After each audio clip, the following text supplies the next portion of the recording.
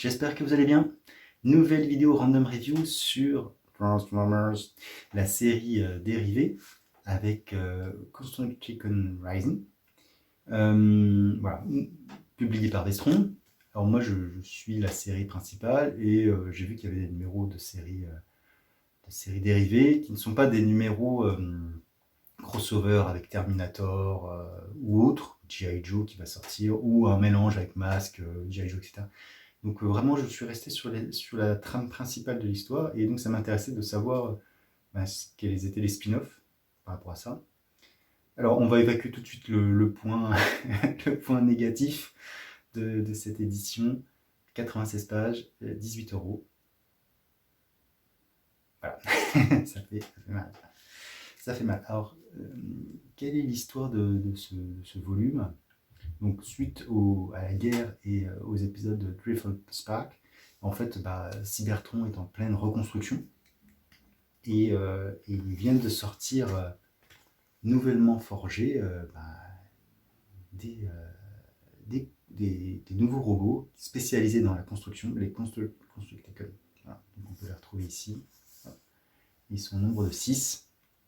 Et donc ils vont creuser, faire les travaux, etc. Et en creusant, ils tombent sur un artefact très particulier qu'on appelle l'énigme, qui va leur permettre je vais vous montrer,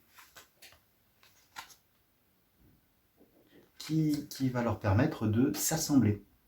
Voilà. Donc on retrouve finalement un des principes de la série de jouets, c'est que les petits robots deviennent des gros robots. C'est aussi finalement ce qu'on peut retrouver dans certains Sentai. Voilà, donc le pourquoi du comment est expliqué via cet artefact magique qui se serait imprimé dans les circuits de chacun des robots et qui leur permet de s'assembler pour former un robot géant. Robot géant qui possède donc toutes les qualités de ces 6 robots et qui effectivement en termes de construction, c'est le top du top, parce que voilà, il y a à la fois les compétences d'architecture, de force, de prévision, d'originalité, permettant de reconstruire la cité.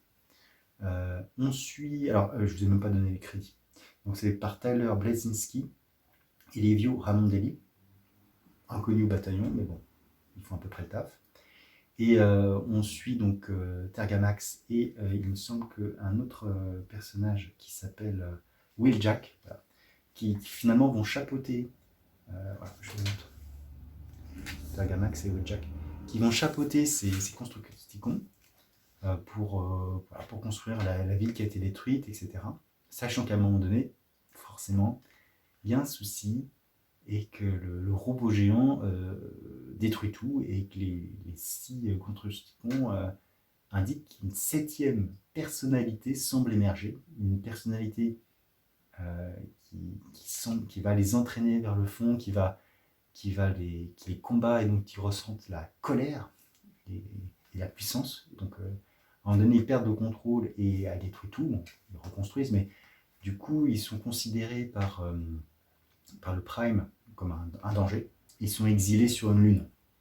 Une lune où ils vont récupérer de l'énergon, qui est la source d'énergie principale des Transformers, et la transmettre à Cybertron pour accélérer la reconstruction. Et à partir de ça, donc là, typiquement, il y a le terreau d'une rébellion, parce que ça fait des kilocycles qui sont sur cette lune, qu'ils extraient l'énergon, qui sont limités en énergon pour... là aussi, c'est assez marrant comme idée, c'est-à-dire qu'en fait, en fonction de la quantité d'énergon qu'ils ont, leurs pouvoirs sont plus ou moins développés. En fait, c'est comme s'ils fonctionnaient à moyen régime ou à bas régime, en fait, en fonction de l'énergie qu'on leur donne. Donc, ils sentent qu'on les brime, qu'on les bride, et tout ça avec ce qui se passe dans la série principale, avec la montée des Ascenticons et la machination de Megatron. Voilà, donc c'est plutôt intéressant de voir ceci, comment ça peut se développer. On a une autre sorte de robot qui est montrée, les Insecticons, voilà, qui sont des phagocyteurs qui vont récupérer, modeler, refaire de l'énergon à partir de débris, voilà, qui eux aussi ont été exilés sur cette lune. Et du mélange des deux, ça va donner quelque chose d'assez explosif finalement. Et alors je ne sais pas comment ça va s'inscrire après dans la trame principale, mais en tout cas, je trouve ça plutôt pas mal parce que alors, ça développe bien le lore finalement des Transformers avec les différentes sortes de robots. Donc c'est assez intéressant. Graphiquement, c'est pas mal, c'est pas extraordinaire. De toute façon, je n'ai pas encore vu là sur ces séries vraiment des choses extraordinaires. Toujours dans les teintes bleu-orange. Voilà. On a droit à quelques couvertures bonus qui sont pas trop mal, mais qui restent assez classiques. Hein. Voilà. Donc un petit achat, un achat un peu onéreux, voire onéreux, mais qui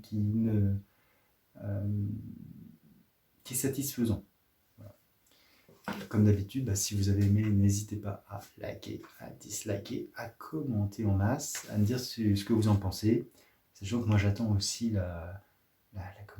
l'autre série Transformers là, qui va paraître chez Kurokawa.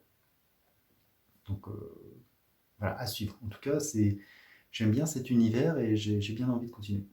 Pour ce, n'hésitez pas à vous abonner à ma chaîne et je vous dis ciao.